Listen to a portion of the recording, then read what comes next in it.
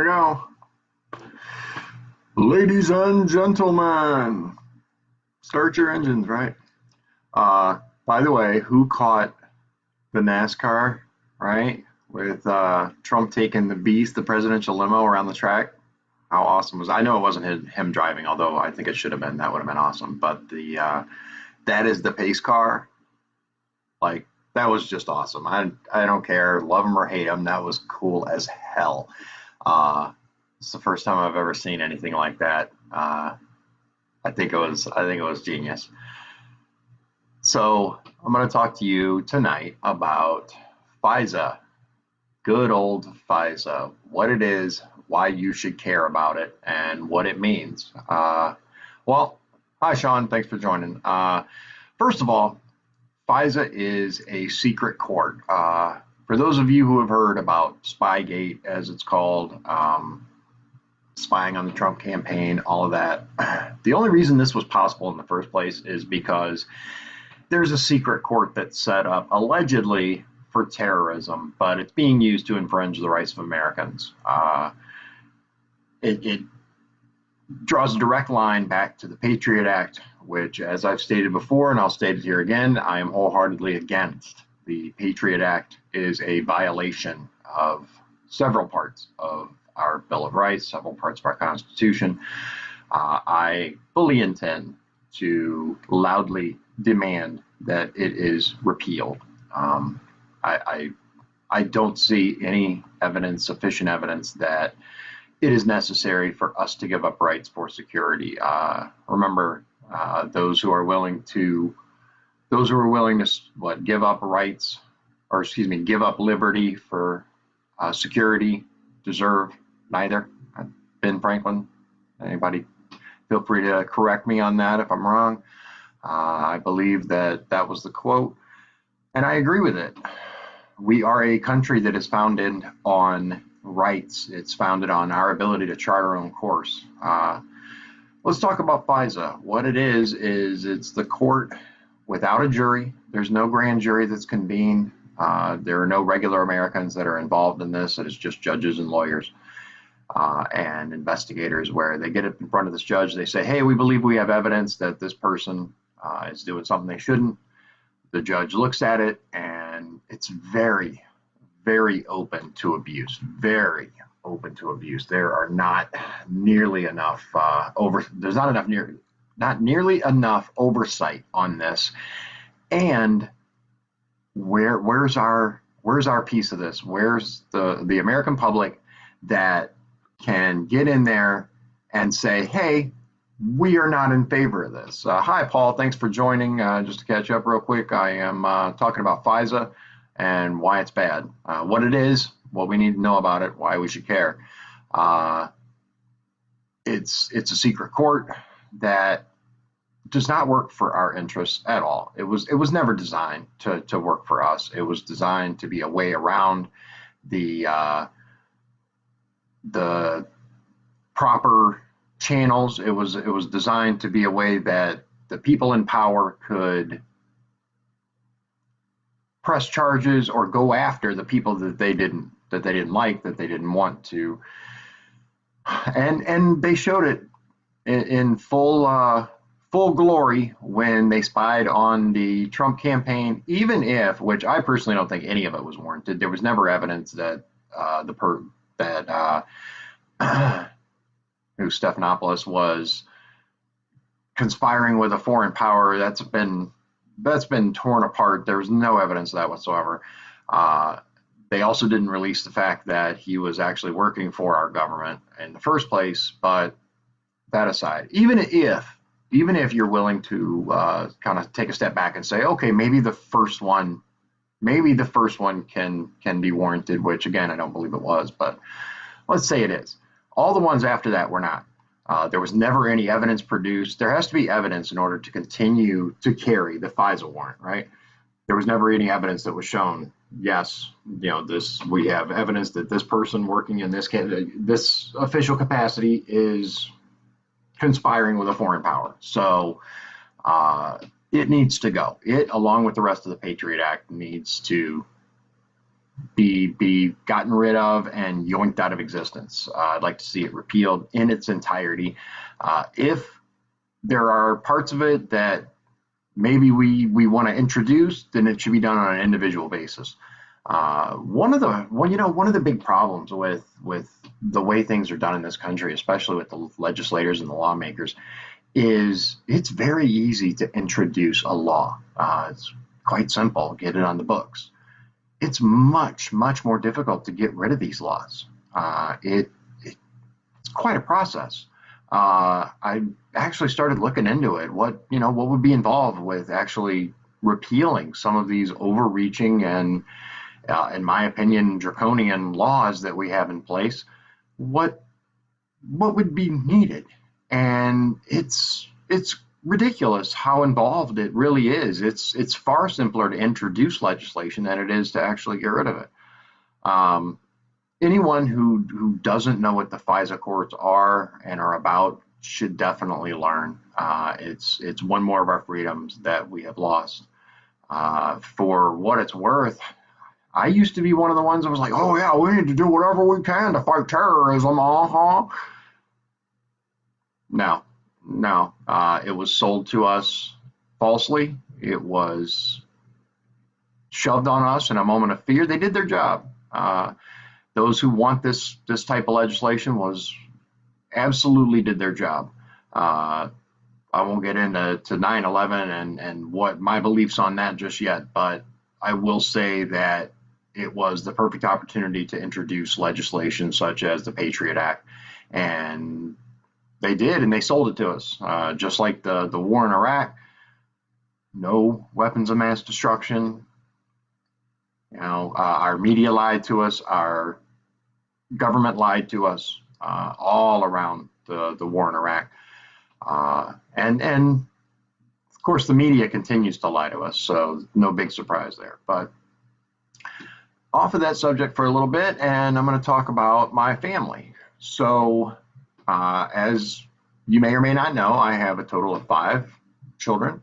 I have 2 adult daughters that live on the East Coast and don't want anything to do with this whatsoever. I talked to them before I ever announced my candidacy. I talked to them, and I said, "Look, if you're flat out against me running, I won't do this." And they said, "No, I'm not gonna stand in the way of this. If this is what you want to do." But they both said, I don't want any part of it. Please don't, put press onto me or announce my name or anything like that. So I'm not going to do that. They, like I said, live on the East Coast and will be left alone. I have 3 sons, ranging in age from 17 down to almost 13, 12, and they live with me now. Currently, my youngest son is down visiting family in Indianapolis, so he's kind of stuck there for a little while. There are so many wonderful things and so many differences, between boys and girls in growing up. I was a truck driver for many years, so I wasn't really there as much as I am for my boys. And unfortunately, so that does change things. But I will say that there are very different concerns when you have boys versus having girls. There are different ways that you handle situations. There are it's a different dynamic overall. But I'm married to my wife Elizabeth. She is a Medicaid waiver case manager. She works with the developmentally disabled. I could almost rattle that off now without having to space it out and think about it. It's quite a mouthful. But basically, she just makes sure that they have services, that they're taken care of, that they have a provider that is caring for them. That's what she does. She's a kind of a part of the oversight over the Medicaid program. So to make sure that it's being used properly and people are actually getting a benefit out of it. I hope that kind of sums it up. I'm going to talk about my grandparents a little bit. My grandfather, which is my mother's name is Linda. I told you a little bit about her last video. Her father's name is Bob Chandler, and he passed away a number of years back as well. Most of my family's dead. That's just the way it is. I still have some extended family. Like my aunt lives in Louisiana, well, Mississippi now. For a long time, she lived in Louisiana. But I have cousins and stuff like that. But my immediate family, unfortunately, isn't around anymore. But my grandfather's name was Bob Chandler. His wife was Wilma, and I grew up around them quite a bit after about 10, 11 years old when we moved up here. I stayed with them, and in my late 20s, I would say, yeah, probably late 20s, early 30s, my grandfather started to get dementia, and it was very, very sad. Uh, he suddenly didn't know where he was anymore. He didn't know who people were. I believe it was Alzheimer's. My understanding is they can't tell if it's Alzheimer's or dementia without a autopsy. But before that time, obviously, he was when he was younger, he was a fantastic door-to-door salesman. He actually sold Singer sewing machines back when that was a thing. Uh, he went door to door, was actually quite successful at it, and then he sold cars for a little while. He was an Air Force and Army veteran. He actually served in two branches of the armed forces. Um, I remember he was missing the first finger of his, I want to say his left hand, and he used to point with his middle finger because he didn't have a finger here, so he used to point with his middle finger, and it used to freak me out as a kid. I thought he was flipping me off, uh, but no, that's just the way it was. He was a very down to earth man. I do have some regrets from my teen years, especially that teenage angst that you get, that you're just angry at everybody. Grr. I used to go out of my way because he wasn't a learned man. He didn't go to school for long. He had limited schooling. Very smart man, very very smart man. But I used to get into arguments with him to where I could pick apart his English. And I do regret that nowadays. I feel very very bad about it. But that was just kind of the whole teen thing. That's how I got back at him. But he was him and my grandmother had a very very special relationship. They were together what 35 years or so before he passed, roughly. Uh, he he was a no nonsense, tell it like it is kind of guy. His favorite restaurant was Skip's Other Place in New Buffalo. I don't know if you're familiar with it. Good restaurant, really good prime rib. That was his favorite. But he uh, he and my grandmother had a very interesting relationship too. She was extremely devout, very very Christian. When my mother and I first moved up and moved in with her and my grandfather until we could get on our feet, my mom wanted to get cable so that I'd have something to watch, and my grandmother said no. You're not going to bring cables because I'm not going to have those evil airwaves in my house. I don't think that she understood exactly what cable was. I knew what she was trying to say, but I'll never forget those words, those evil airwaves. Uh, but she was a very very devout woman. She actually moved to Ohio because she got married to after my grandfather passed. She got married to someone else who, by the way, was another World War II veteran and was actually at Iwo Jima. I pulled up the thing online where it has the roster of all the people, and his name's on there. George Glasshagel. He was at Iwo Jima. He was one of the men on the ground, and it's very very inspiring. I've said it again, but I'll tell you here. I tried to join the military when I was about 19 years old. I decided I was going to join the Marines, and at the time I only had a GED, and that wasn't good enough because we had Desert Storm going on and everything. They had plenty of people. Uh, for GED wasn't good enough, and I had that whole Coke machine thing uh, going on, so I wasn't able to join. I did try. It's not like I never wanted to, but I have the utmost respect for those who have served. I think that our veterans are treated absolutely atrociously, especially by previous administrations. Donald Trump has done, in my opinion, has done a lot of good for the Veterans Administration. He has brought back accountability. He has, well, I say brought back, has actually introduced accountability, because if you know, many years have gone by without these people being able to be held accountable for what they did. Uh, Doctors, nurses, staff could be absolutely atrocious and would continue to keep their jobs. It made no sense to me whatsoever. I never understood it. I got to draw this down. Uh, I think that we absolutely have to take care of our veterans. We have people that are going out, and I saw a story about the guy whose legs had got repossessed. Did you guys see that story? If you didn't, let me know. I'll link it for you.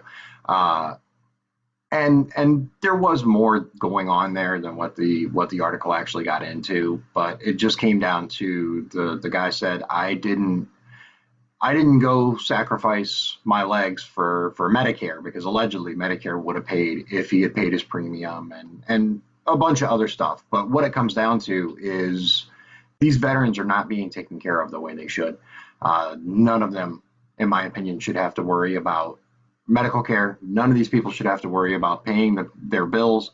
Uh, it's absolutely atrocious, and I don't believe that enough is being done. I personally would like to see vast increases to the VA. I would like to see additional accountability established. I would like to see better uses of the money. The money's there. We give enough money, in my opinion, although I wouldn't be opposed to an increase. Uh, Especially, it's better than buying another jet. Just saying. Let me touch on that for a minute for those that aren't aware of my stance on the military and military spending. I support our troops. I do not support defense contractors making trillions of dollars off of we the people. I think we need to set up some accountability. These people that are constantly coming in over budget, that are constantly coming in over time, why do we keep giving contracts to these people? Why are the contracts always going to the same ones? We know why. We just need to do something about it. And one of the things we can do is by electing people that actually give a damn about the people and not about aligning their pockets. Uh, I would like to see some accountability. I would like to see some sort of bill introduced where if a company cannot come in under budget, if they can't come in at least, at budget, at their quote, right? If it costs more than that, they eat the cost. You said it would cost this much. Sorry, that's how much it costs. Period. That's how much we're paying. If you don't like it, don't do the contract. We'll go to someone else. That's one of the many problems with the system that's currently in place. Is you get these defense contractors who are like, oh yeah, we can do it for 15 million, right? They'll get the contract, and then all of a sudden it's 20 times that. It's a gigantic. It's a scam on the American people. It's just a complete scam. I'm going to try to, just so you guys know, I'm going to try to get some more interesting things in the background. This is my wife's office. It's not finished yet. We got the walls mostly painted, but the ceiling and the corners need to be done. Need to put the trim up and whatnot. Try to get some more interesting things in the background here. Yeah, so Paul has said, going back a little bit, he said we create a lot of the terrorism ourselves, involved in the FISA and all of that. I agree. The terrorism that we're trying to fight a lot of times are based on false flag operations. We know that there is a lot more involved in some of the terrorist incidents that we've experience in this country than what we're being fed by the mainstream media. The next comment that he said was like Nam, and I think he was talking about some of these. Oh, yeah, I remember what that was. That was when I was talking about how they lie to us about what these things are about, how the press goes along with it. And the thing about Vietnam is we sent just enough boys over there to die. My uncle actually fought in Vietnam, my great uncle, and he never talked about what happened over there. He never wanted to. My mother said that he was very withdrawn. He was a completely different person when he came back, obviously. But he didn't talk about it. He didn't want to talk about it. And I've noticed that seems to be the case with most, if not all, the vast majority, not all, but vast majority of Vietnam veterans.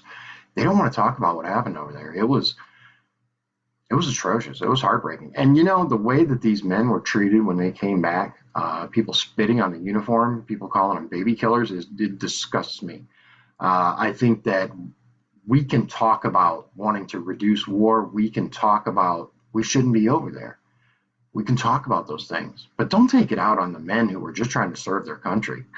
How does that help anything or anyone? It's ridiculous, especially the way that they were treated was just it breaks my heart.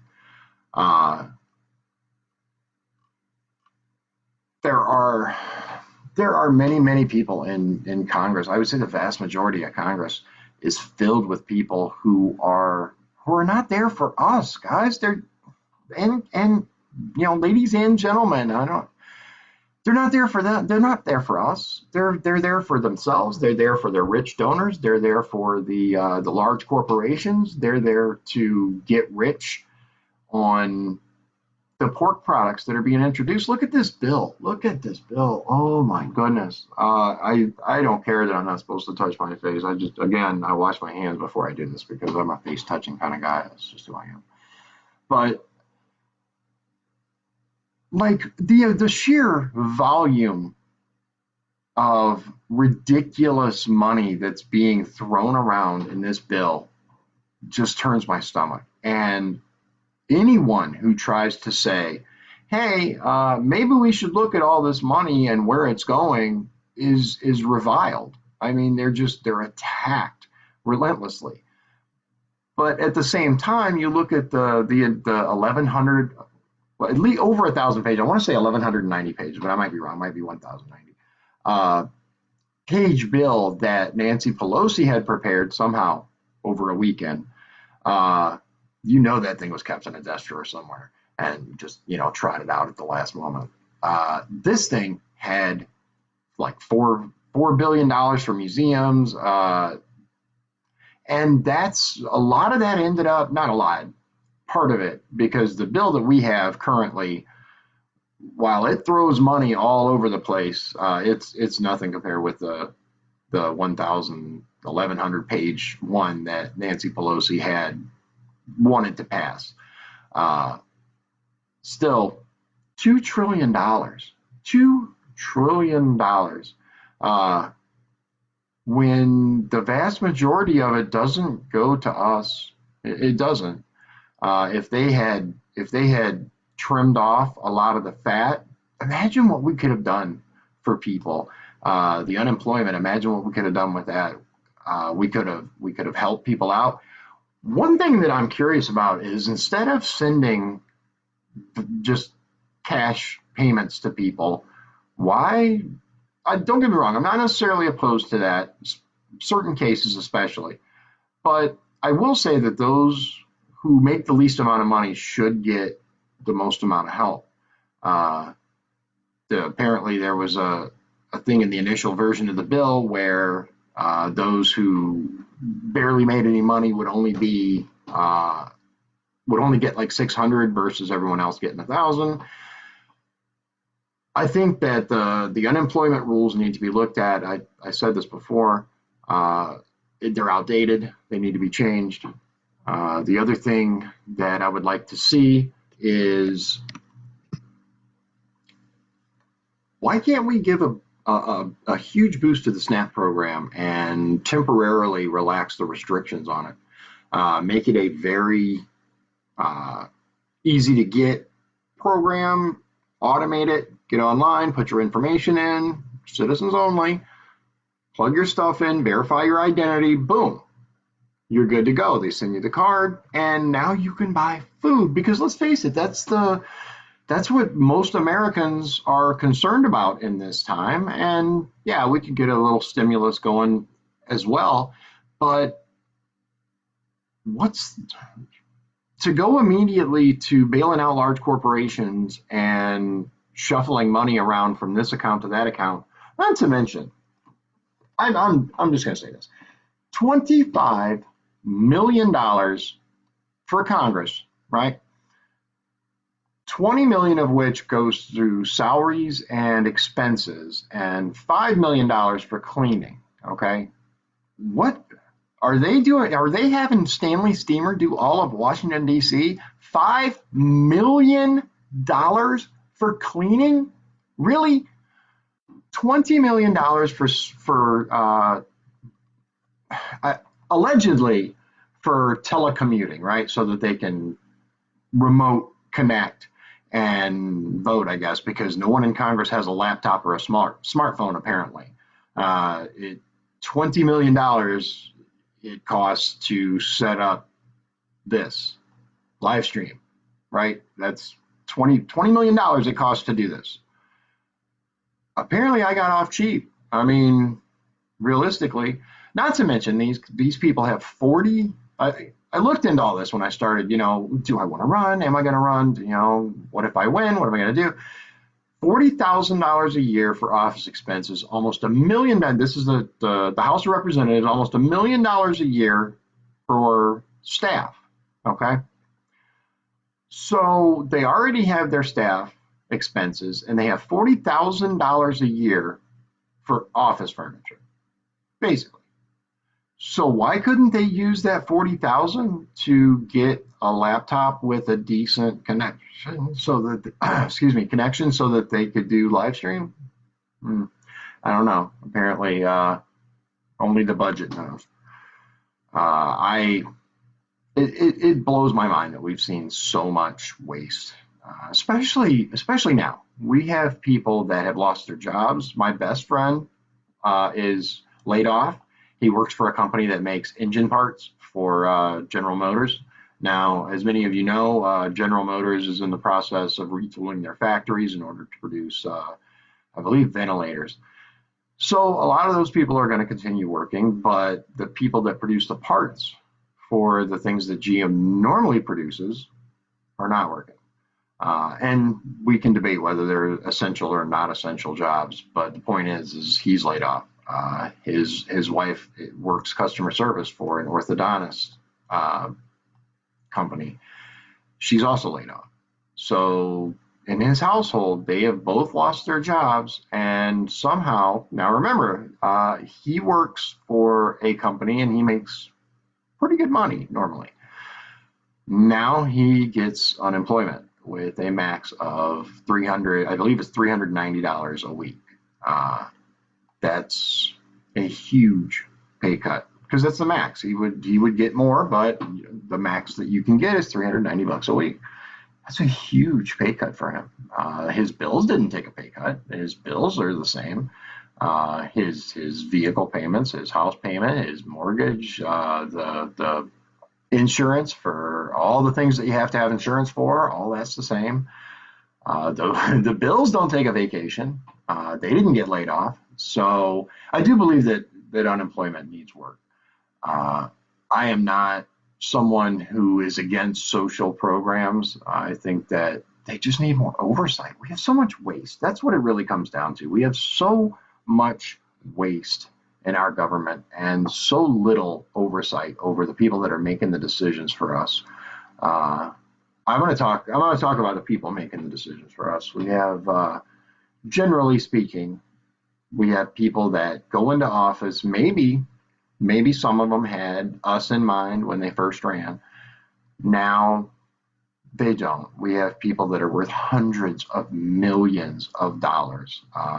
some just, tens of millions. But, we people like Pelosi, people like Schumer, people like Maxine Waters, people that their districts are garbage infested, people defecating in the street, but they want to make laws for all the rest of us because they're not done destroying their part of the country. They have to take it to the rest of us. Uh, enough, enough. At what point are we going to stop electing these kinds of people? We have a choice. We do. We have a choice this election. Normally, it's very hard to beat an incumbent, right? You got Pete Visclosky. He was here for 36 years. 36 years. He represented Northwest Indiana, and we can talk about what a job he did, good or bad. But what it comes down to is it was very, very difficult to beat Pete Visclosky just for whatever reason. He's retiring. Now, I will point out that we have a record number of representatives and senators that are not seeking reelection. We have a record number of CEOs that have stepped down. I mean, CEOs from some of the most valuable companies on the market. Bill Gates stepped down. I want to say like 1,400 CEOs have all stepped down. There's something going on. There's definitively something going on here. But that aside, we have an opportunity here to elect someone that gives a damn. Someone that is going to say, I appreciate the fact that you want to pay me, $1.2 million to vote for you, vote your way on this particular bill, but since it would screw the people in Northwest Indiana, how about no? Just saying. We have an opportunity to elect somebody that is more interested in doing their job than filling their bank account. I have had opportunities in the past to not do what I was supposed to do and make a little money. That's not the kind of person that I am. I was a correctional officer at Indiana State Prison, and while I may not have been the most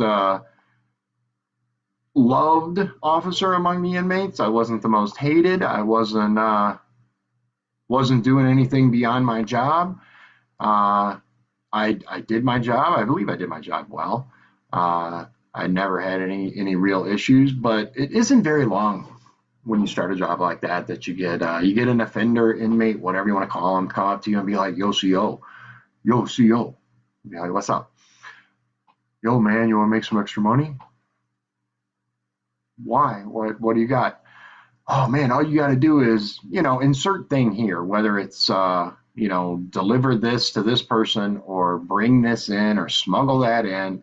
And no, I said no then, and I'll say no now, because you have to have integrity. That's the one thing that we can really count on is the things that we say have merit. The things that we say are kind of what we stand by. And if you are so willing to sell out your constituents for a little bit of money, then you're kind of a terrible person. I mean, really, because money is so fleeting. It's so really ultimately, yeah, you need it in order to, to feed yourself and do this. But oddly enough, there are people out there that are wholly unconcerned with money and they get along just fine. While I won't claim that I, don't think about money ever, because you kind of have to sometimes. I am not obsessed by it. I'm not driven by it. It is what it is. I believe that many of our representatives could learn something in that area, and I hope that we, even if it's not me, even if you don't choose to vote for me, obviously I hope you do in the primary. I hope that you'll say, yeah, this is the guy. But even if you don't, I hope you really look through the candidates that are available. I hope you learn about them. I hope you see what they do and what they don't do, what they say and what they don't say. And some of the things that they've said, I won't tell you who. Go do your own research. Have really made my jaw drop and say, wow, there's no way they really said that. But they did. I'll just say that there's plenty of evidence that some of the people running for this office are not doing it for you. They're not running for you. They're running for them. But that's it for me for today. Let me make sure I didn't miss anybody. But not follow along with the system, Paul says. Yes, the system is the whole system is corrupt. It really is. And there are plenty of people from both sides of the aisle that can be called out and said, you know what, you have not done what you said you'd do, which is another reason why I believe we need term limits. But I'm glad you guys joined me, guys and girls, men and women. I say guys, it's just what I do. I worked at a male prison. Okay, cut me some slack. I'm glad you were able to join me, and I hope to talk to you again soon. I will be same bat time, same bat channel, 7 p.m. every night. Thank you for joining me. Good night. God bless you, and God bless the USA.